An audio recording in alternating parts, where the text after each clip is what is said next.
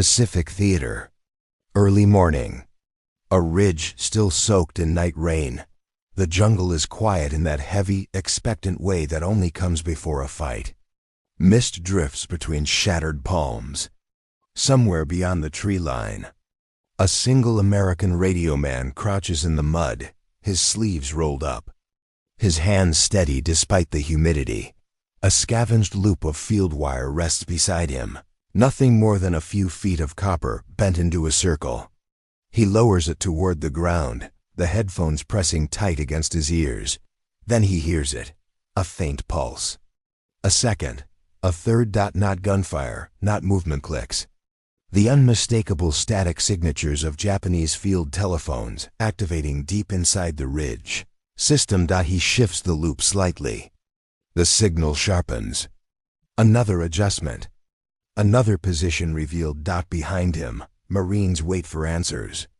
Ahead of him, an entire network of hidden enemy bunkers unknowingly announces itself with every touch of a handset. Within minutes, he realizes the scope of what he's tapped into.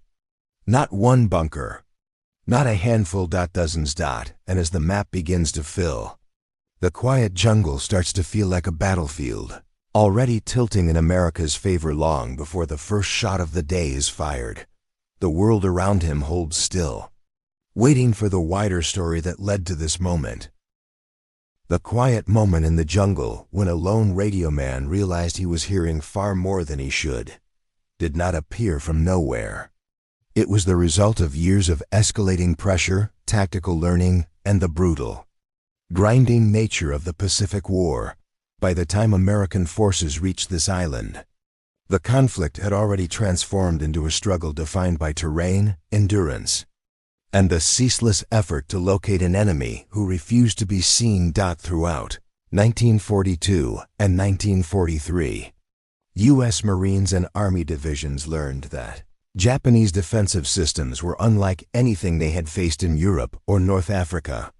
Instead of relying on open maneuver or armored thrusts, Japanese garrisons created hidden worlds beneath the ground, honeycombed tunnel networks, reinforced caves, natural ravines converted into firing chambers, and deep bunkers protected by layers of soil and volcanic rock. Finding these positions before men walked into them became one of the most urgent necessities of the war. Intelligence officers studied captured enemy maps, interrogated prisoners, and sent reconnaissance patrols forward. But the results were inconsistent. The Japanese were disciplined, dug in, and masters at masking their presence. A bunker could be invisible at 10 yards. A machine gun nest could remain silent until Marines were already in its sights. Every yard of jungle was a risk. Every ridge held secrets. By mid-campaign on this particular island, American casualties reflected that challenge. Units advancing through heavy vegetation found themselves halted again and again by fire coming from places no scouting report had identified. Mortar appeared to materialize from the earth. Machine guns opened from dead ground Marines believed was clear. Commanders demanded new ways to read the terrain, new tools to predict enemy disposition, and new methods to break the Japanese pattern of concealment. This pressure fell heavily on communications and intelligence teams. The U.S. military had entered World War II with strong radio expertise, but the Pacific forced rapid expansion of field-level signals intelligence far closer to the front line than anyone had envisioned. Radiomen were no longer just keeping units connected. They were searching for patterns, anomalies, and exploitable weaknesses in enemy communication systems. At the same time, Japanese doctrine relied heavily on field telephones. These wired systems allowed troops to communicate without drawing the attention that radio waves might. They were dependable, quiet, and in theory secure. A buried cable could snake through the jungle unseen. A handset click was nearly silent to the outside world. And underground bunkers could coordinate through a network that American patrols rarely detected. But there was a truth the Japanese did not entirely consider. Any electrical signal leaves a trace, however faint. and in the right hands belonging to a patient American radioman, trained to notice the smallest inconsistencies. Those traces could become a map. The radioman in the opening scene belonged to a small detachment assigned to monitor enemy movement and intercept whatever signals could be gathered. Weeks of observing the battlefield had taught him something crucial. The enemy was consistent. Every morning at roughly the same time, Japanese units tested their telephone lines, checking continuity between bunkers. The sounds were minuscule, buried in static, unreachable by conventional equipment, but necessity encouraged experimentation. He had seen other units improvise antennas and loops for direction finding. He had learned how induction could pick up wire-borne signals without touching the line itself. And he knew the Japanese had stretched a web of cables beneath the ground in this sector, because every Marine who advanced into it came back with the same report. They know exactly where we are. The question that haunted every commander was simple: where are they? And on the morning of the radioman's discovery, the answer began to reveal itself not in captured documents or prisoner interrogations, but in faint electromagnetic whispers rising through the soil, a discovery shaped by the strategic environment that had brought both armies to this island, and by the desperation to break a stalemate that had lasted too long. What followed next required understanding the deeper military mechanics behind these hidden networks, and why exposing them would alter the course of the campaign. To understand why a simple wire loop could unravel an entire Japanese defensive sector, we must examine the structure behind those hidden positions. The Imperial Japanese Army, especially in the later island campaigns, built its defenses upon a simple philosophy: survive the bombardment, then destroy the landing force at close range. That meant every bunker, every cave, every firing slit had to remain unseen and untouched until the Americans were already within killing distance. To achieve this, Japanese engineers constructed elaborate networks of field telephone cables linking scattered defensive points. These lines ran through hand-dug trenches, across ravines, and beneath layers of camouflage. They were buried where possible, lashed under fallen branches when necessary, and extended through tunnels that connected pillboxes to mortar pits and command posts. The system was efficient and deadly. A single Japanese commander could coordinate fire from multiple bunkers by whispering down a line. Artillery spotters hidden behind ridges could call corrections without exposing themselves. Machine gun teams could remain silent until they received the exact signal to open fire. To the Marines advancing through the undergrowth, the enemy seemed omniscient. The Americans understood this network existed, but locating the exact positions it connected proved far more difficult. Unlike radios, which broadcast in broad arcs, field telephones emitted almost no detectable signature. Traditional direction-finding equipment struggled to pick up anything. Even specialists with experience in electrical induction often found the signals too faint to isolate. But there were clues. The Americans noticed that Japanese units often tested their lines at predictable intervals: quick activations, brief handset checks, momentary bursts of current traveling through miles of wire.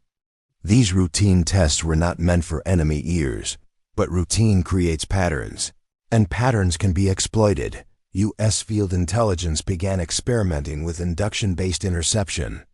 The principle was straightforward.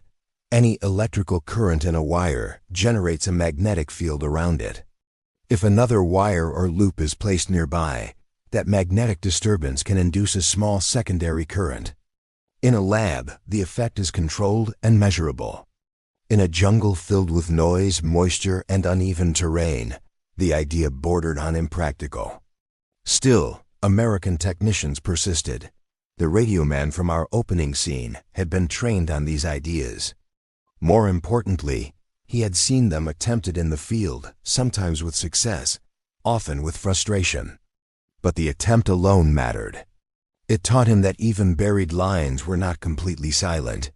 Somewhere beneath the mud and roots lay a network of Japanese wires, and however faintly, they sang out by the time the U.S. campaign reached its midpoint on the island. The need to expose those hidden fortifications had become overwhelming. Marines advancing along narrow ridges were ambushed from positions no reconnaissance flight had detected.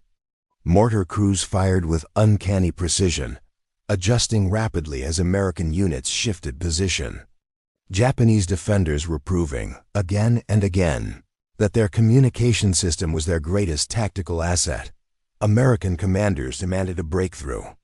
Intelligence officers organized small groups of radiomen to test new methods, dragging wire loops across suspected areas, listening through improvised filters, mapping stray pulses that might correspond to underground lines. Most attempts yielded nothing. Others produced static indistinguishable from the background noise of the jungle. But every experiment brought the Americans closer to understanding the enemy's communication habits. On the Japanese side, confidence in their wired network was absolute. Their doctrine taught that buried lines were nearly impossible to intercept. Their engineers believed electromagnetic leakage was too weak to provide useful intelligence. And their officers trusted secrecy more than technology. Assuming the Americans lacked the expertise to decipher faint telephone pulses, they were wrong. When the radioman on that mist-covered morning lowered his wire loop toward the ground, he was unknowingly bridging the final gap between theory and opportunity. The Japanese network beneath him, tested at its usual time, released a cascade of signals, clicks, pulses, disturbances, so subtle that only a trained, patient ear could detect them. But to him, they were unmistakable. He wasn't simply hearing static. He was hearing locations, a lattice of hidden positions, speaking in their own electrical language. The stage was set for a discovery that would shift the balance on the island and demonstrate that even the quietest communication can betray its source. And with these threads of context woven together, we arrive at the multiple angles that reveal just how many layers this one moment touched. War rarely rewards brute force alone. In the Pacific, ingenuity became just as vital as firepower, and few embodied that truth better than the American radiomen scattered across the jungle. These men worked in conditions far from ideal, humidity corroding their equipment, rain seeping into every connection, insects drowning out weaker signals. Yet they kept listening, kept adjusting, kept experimenting with tools that barely resembled their intended designs. The radioman, whose loop revealed the Japanese network, was not following a manual. No instructions told him to coil a length of wire into a crude antenna, or to kneel in the mud during the brief lull before dawn, waiting for a pattern that might never appear. What guided him was a mixture of training, curiosity, and the quiet determination that defines so many American technical specialists in the war. He understood his environment, the shape of the ridge, the likely paths of buried cables, the Japanese habit of morning line checks. He understood his equipment, how to filter static, how to distinguish electrical pulses from natural interference, how to read the faintest shift in tone. And more importantly, he understood the stakes. For the infantry ahead of him, failure meant walking blind into fortified positions. Success meant saving lives. In that small act of improvisation, bending a wire loop into shape and lowering it toward the earth, he demonstrated a fundamental truth of American battlefield innovation. Even the simplest idea, in the right hands, can alter the momentum of an entire operation. And it was this spirit of invention that ultimately exposed the hidden network beneath his feet. This human element led naturally into the fragile technology that made such an opportunity possible. The Japanese field telephone system was reliable but not invulnerable. It depended on copper lines stretched across rugged terrain, exposed roots, and shifting soil. Each wire carried current, and every current produced a magnetic signature, even if tiny. Japanese engineers believed the signal was too weak to matter. In most circumstances, they were correct. But war is fought not in most circumstances, but in the rare seam where the unexpected becomes decisive. American signals units had learned to exploit these seams.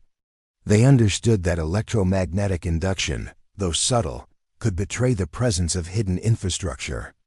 A loop of wire placed close enough to an active cable could detect disturbances.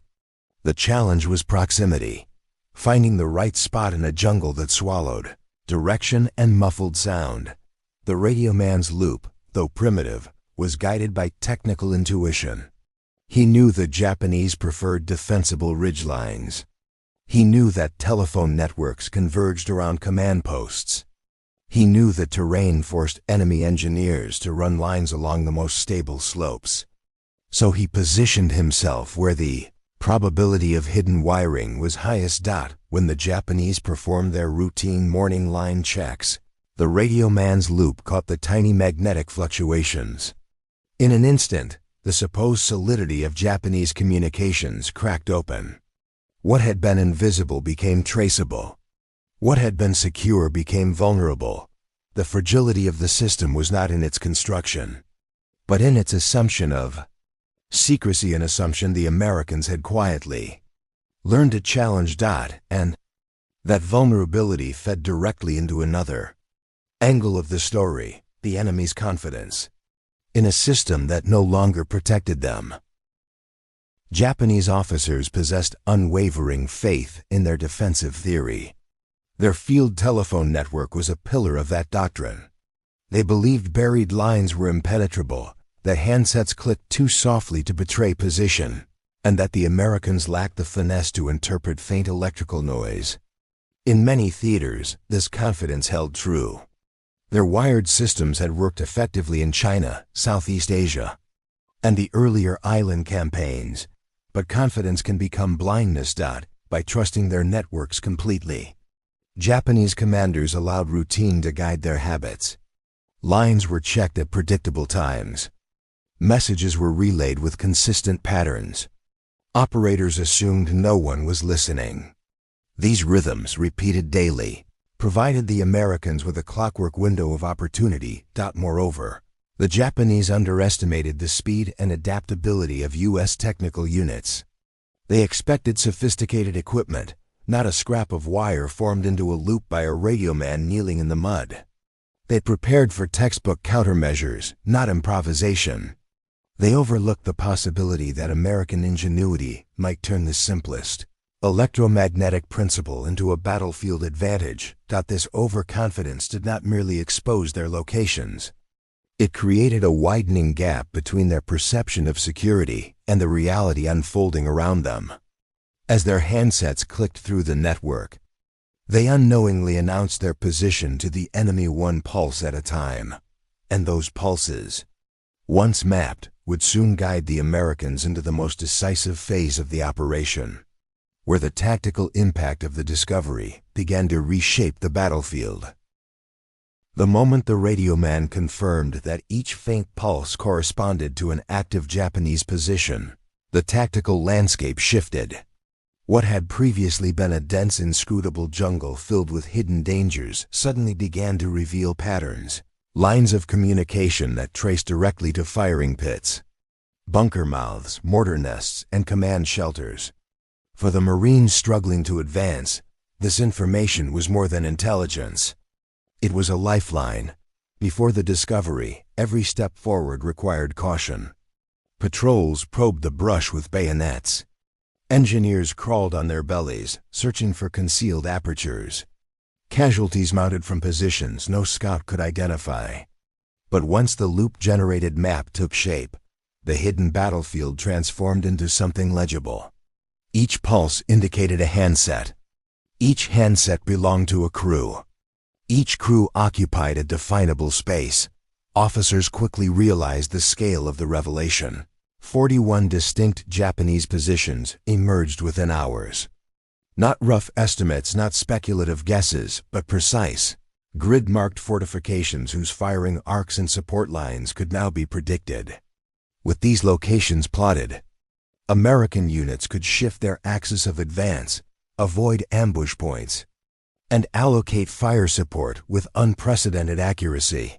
Artillery officers gained the ability to prepare barrages, tailored to known threats rather than general areas. Forward observers no longer searched blindly for muzzle flashes. Even small unit leaders, often burdened with the uncertainty of unseen enemies, moved with renewed confidence. The tactical gravity of the moment was unmistakable.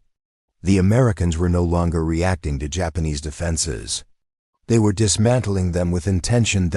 And as the intelligence spread, it entered the command and communication chain that would amplify its impact even further. Every advancement in military intelligence carries with it an unspoken burden. The Radioman's discovery was not a dramatic confrontation, nor a moment of visible heroism. It was quiet, technical, and deeply consequential. By revealing the locations of 41 Japanese positions, he provided the means for U.S. forces to target them with precision, saving American lives, but sealing the fate of many enemy soldiers who had no idea their concealment had evaporated. American commanders faced a stark truth. The same knowledge that protected their troops would unleash overwhelming destruction upon men hidden inside bunkers, unable to comprehend how they had been exposed. War offers few clean lines between necessity and consequence. The Radioman's act was unquestionably justified. His first duty was to his own unit, but the moral weight remained. Even the Radioman likely understood this. Technical specialists often worked at a distance from direct combat, yet their actions shaped the battlefield in profound ways. The loop he crafted, the signals he interpreted, the map he produced, these were not just tools of survival, but instruments of lethality. This angle does not diminish the tactical brilliance of the discovery. Rather, it acknowledges the human dimension embedded within it. Every signal detected, every bunker identified, represented lives poised on the edge of a battle they did not yet know was coming. And it is through this tension between insight and consequence that the story naturally tightens toward its decisive moment, where the battlefield shifted from hidden signals to explosive action. The Radioman adjusted the loop once more, lowering it into a shallow depression where rainwater still clung to the soil. The headphones crackled with a faint hiss, then steadied. Moments later, the pattern returned, a sequence of sharp, clip disturbances. He counted the intervals, counted them again. Each pulse was identical to the signature of a Japanese field telephone coming online. But this time, something changed. He rotated the loop slightly to the east. The signal strengthened, cleaner, more distinct. He shifted it west. The faint pulses blurred into static. The Radioman froze, realizing he wasn't just detecting a line. He was identifying its direction.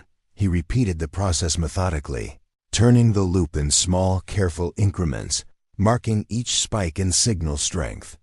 The pattern formed an unmistakable arc. He had found the path of a buried cable running beneath the ridge one that connected at least 3 Japanese positions. He moved a few feet downslope. Another spike. Another arc. Another cable. What began as an experiment was rapidly becoming a system. Within minutes, he could trace the rough layout of the enemy network by simply rotating the loop.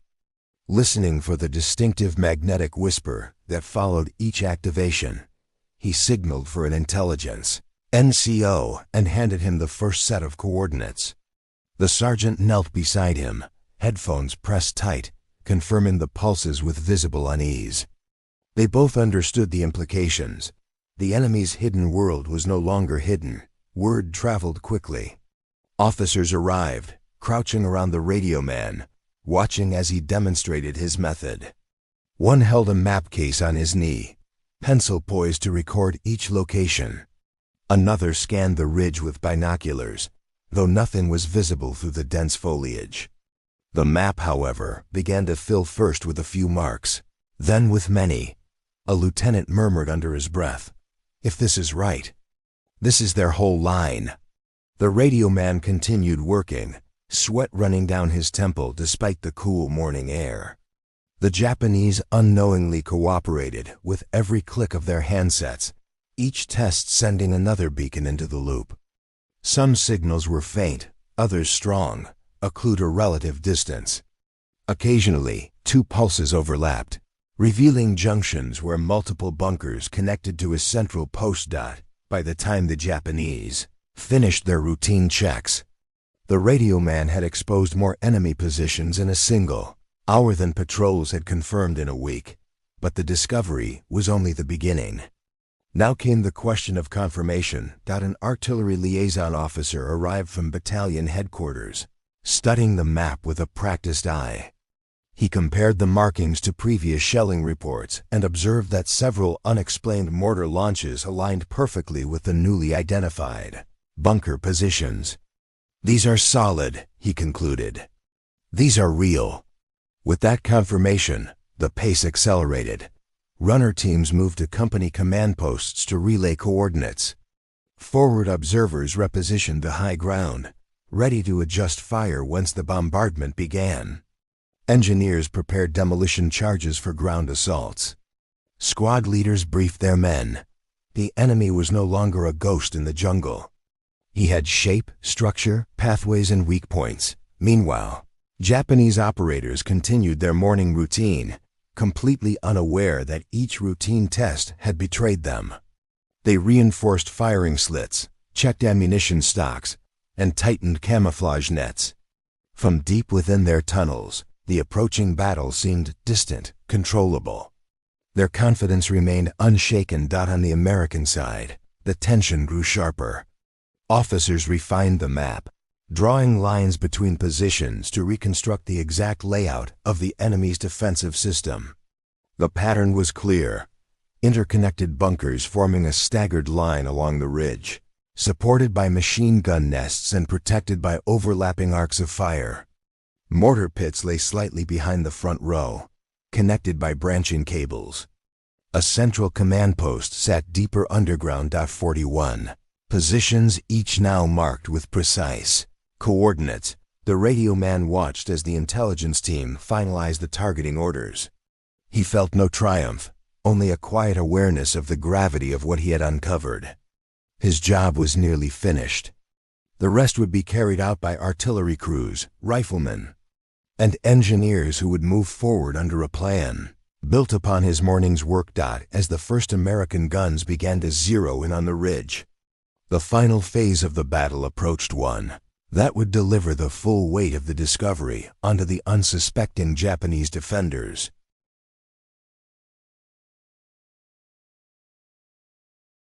The first American artillery rounds landed with a distant, rolling thunder that echoed across the ridge. They were ranging shots, cautious, deliberate, testing the coordinates the radioman had provided. Forward observers watched from concealed positions, adjusting fire by degrees. The Japanese defenders, still unaware that their entire network had been mapped, interpreted the opening shells as routine harassment. Then the pattern changed. The next salvo arrived precisely on the first cluster of identified bunkers. The shells struck with crushing force, detonating within seconds of each other. Dirt, splintered wood, and shattered rock blasted skyward.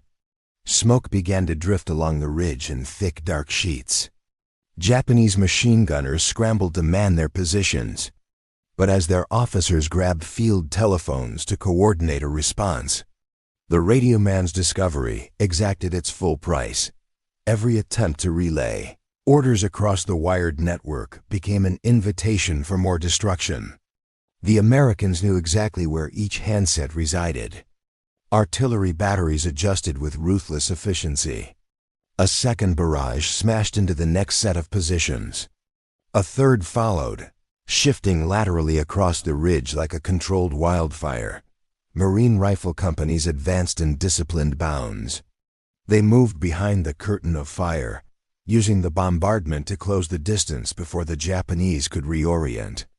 Engineers followed, carrying satchel charges meant for any bunker that survived the artillery. Inside the Japanese tunnels, confusion spread rapidly. Telephone lines that had been clear minutes earlier now returned no answer. Runners dispatched to check forward positions failed to return. Commanders guessed the Americans had broken through somewhere. But the truth was more severe. The Americans had dismantled their entire communication grid in a single coordinated assault. The mortar that had once directed accurate fire toward the Marines now fell silent. Their crews, suffocated by dust and debris, could not see the smoke signals outside or hear commands through dead wires. Machine gunners in frontline bunkers fired blindly into the jungle, but without coordinated fields of fire. Their shots lost coherence and impact.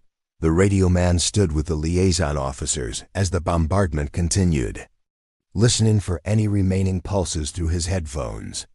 There were none. The Japanese network had gone silent not from secrecy, but from destruction. As the Marines closed in, the terrain told the story of what had taken place. Bunkers that had once been invisible now lay exposed, cracked open by direct hits. Camouflaged firing slits were buried beneath collapsed earth. Communications trenches, once vital arteries of command, were severed in multiple places. The defensive line, designed to hold for days or weeks, had unraveled in hours. A few Japanese soldiers attempted counterattacks, emerging from hidden tunnels with rifles or bayonets. These were brief, desperate clashes fought with courage but without coordination. The Americans repelled them with overwhelming force. Guided by clear objectives and supported by firepower, calibrated to the precise map created earlier that morning, the collapse of the command post marked the turning point. Located deeper underground and protected by reinforced walls, it survived the first bombardments but not the sustained second wave. When artillery cracked open its roof, officers inside were stunned to realize the Americans had targeted it with pinpoint accuracy. Many believed their positions had been betrayed by a spy. Few imagined the truth, that the faint clicks of their own telephones had undone them. Marine squads reached the outer bunkers shortly after noon. Engineers placed charges at entranceways and ventilation shafts. The explosions echoed across the ridge, sealing the remnants of positions that had already been gutted by artillery. Riflemen cleared the surviving trenches, moving cautiously but with confidence. There were no longer unknown firing points, no longer hidden threats beyond the ones already marked on their maps. By late afternoon, the ridge was firmly under American control. Smoke drifted through the shattered trees. The ground was scarred with craters. Debris from the once impenetrable bunker system lay scattered in broken fragments. Yet the Marines advanced with minimal casualties, an outcome made possible only because they knew exactly where the enemy had been before the first shot. The radioman remained at the rear command post, his loop coiled at his side. He watched as reports filtered back. Position neutralized. Bunker cleared. Mortar pit destroyed. 41 positions accounted for each one struck, suppressed, or captured. The map he had helped create was no longer ink on paper. It had reshaped the battlefield. And as dusk began to settle over the island, the consequences of the day's sudden reversal started to unfold. Consequences that would ripple far beyond the ridge where a simple wire loop had rewritten the course of the operation. When the final echoes of artillery faded and the smoke began to disperse, the scale of the breakthrough became unmistakable. Marines who advanced across the ridge expected fierce resistance.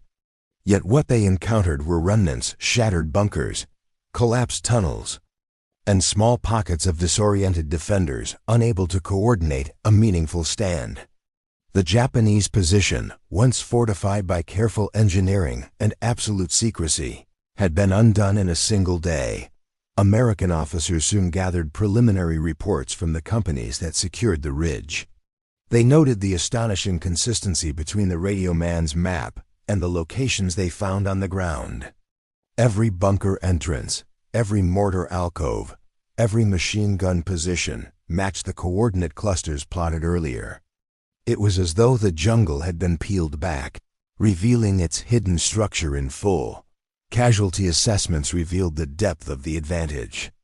Japanese losses were severe. with many defenders killed in their bunkers during the artillery strikes or trapped in collapsed tunnels. Survivors who surrendered or were captured afterward expressed disbelief.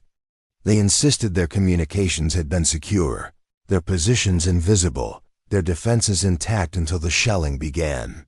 Several officers claimed they suspected an internal betrayal. None believed the Americans had intercepted their field telephones. For the Marines, the reduced casualties were equally telling. Commanders expected heavy fighting along the ridge, anticipating ambushes and drawn-out bunker assaults. Instead, losses were minimal compared to earlier operations on the island. Infantry units moved swiftly, engineers cleared obstacles efficiently, and the entire sector was secured in less time than any planning officer had predicted. The operation became an example of how intelligence, when precise and timely, could save countless lives. At the battalion command post, intelligence teams filed formal reports detailing the Radioman's method and its results. These documents emphasized the unusual nature of the discovery, a low-tech solution producing high-impact intelligence. They recommended immediate testing across other sectors of the island. Although electromagnetic induction was not new, its use against buried Japanese telephone lines had rarely produced actionable data before.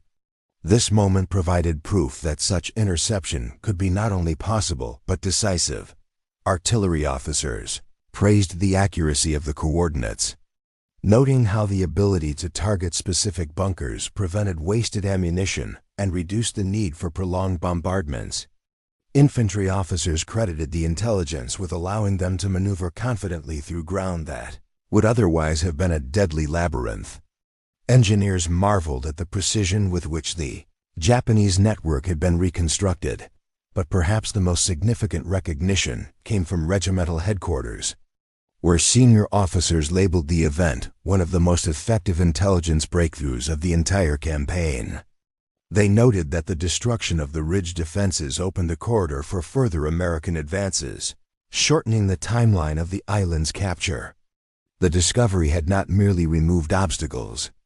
It had altered the operational tempo of the battle. By the evening of the assault, the Radioman submitted a brief statement, factual, understated, characteristic of the quiet professionalism common among technical specialists.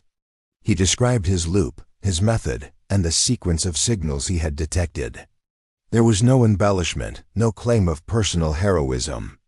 To him, it had been a matter of doing what the situation required. Yet everyone who read the report understood the significance.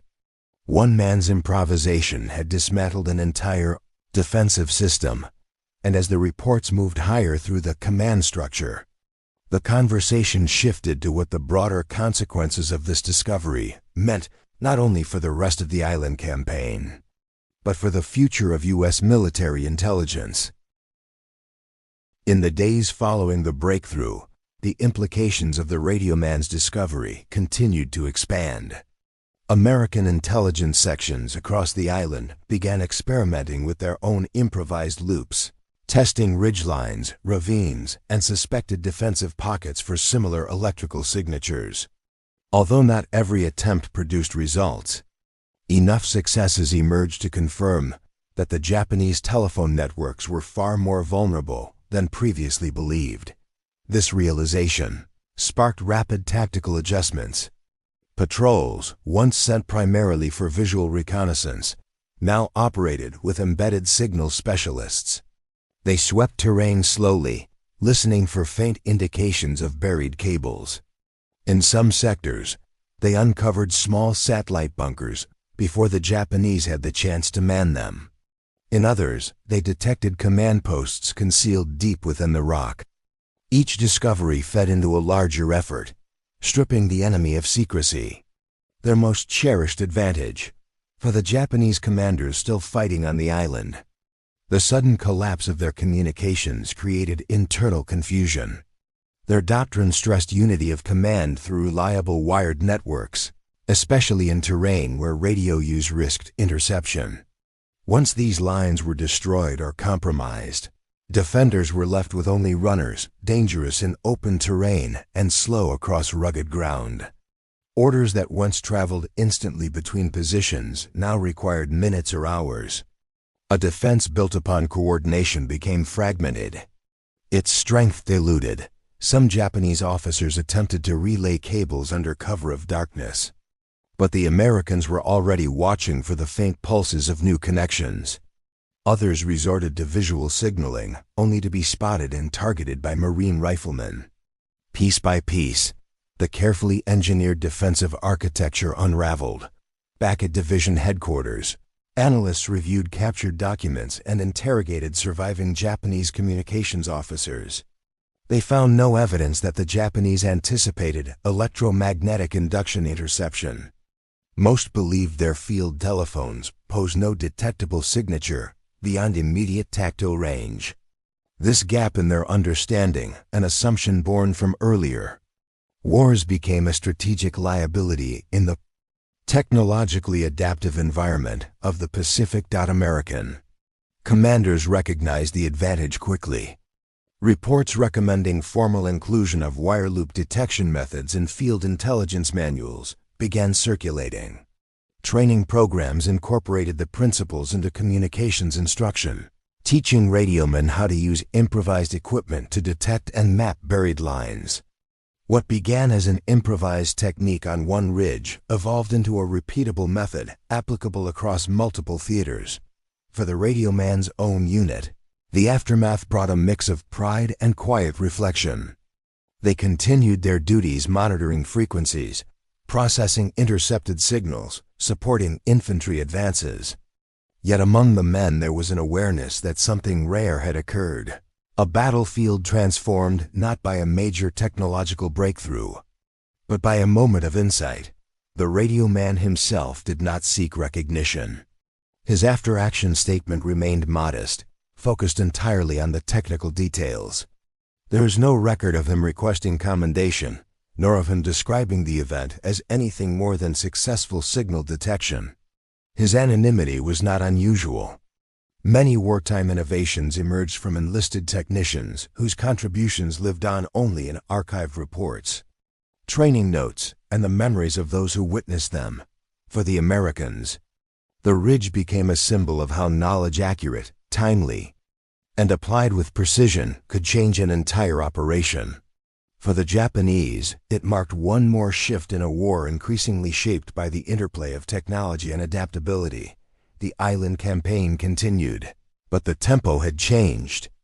The enemy's most dangerous stronghold had been broken.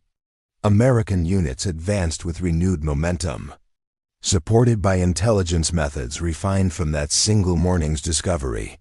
And as the ridge faded behind them, the lessons of that moment lingered, lessons about vulnerability, innovation, and the quiet power of unseen signals buried beneath the noise of war. These themes naturally draw the story toward the final reflection, where their broader meaning becomes clear. The ridge where the radioman knelt that morning now lies silent, reclaimed by the slow persistence of jungle growth. Little remains to show what once unfolded there. No trace of the buried cables, no hint of the bunkers whose outlines shaped the battle. Yet the significance of that discovery endures, not in monuments or records bearing names, but in the deeper understanding of how war often turns on the quietest moments. In the Pacific, victory rarely came from sweeping maneuvers or dramatic breakthroughs. It came from learning, adapting, and seeing what the enemy believed was invisible. The radioman's wire loop was not a weapon in the traditional sense. It was a reminder that intelligence is built upon perception, the ability to notice what others dismiss, to find structure in noise, to turn a whisper into a map. His work did not change history through force, but through clarity. What unfolded on that ridge revealed a truth found throughout World War II. Even the most formidable defenses contain unseen weaknesses, not because they are poorly built, but because every system relies on assumptions. The Japanese trusted their field telephones completely. They believed the cables beneath the earth were silent, sealed off from interception. But technology, even in its simplest form, holds no allegiance. It speaks to anyone who listens closely enough. For the Americans who advanced across the island, the Radioman's discovery was more than an intelligence breakthrough. It was an affirmation of their resilience, their ability to adapt under pressure, to innovate despite hardship, and to confront an enemy entrenched in every fold of the terrain. It demonstrated how one small insight, born of necessity and carried out with patience, could save lives and shift momentum. In the end, the wire loop stands not as a symbol of destruction, but of understanding. A moment when knowledge outpaced concealment, when observation became advantage, and when a lone radioman anonymous in the vast machinery of war saw beneath the surface of the battlefield and revealed the hidden currents that shaped its fate.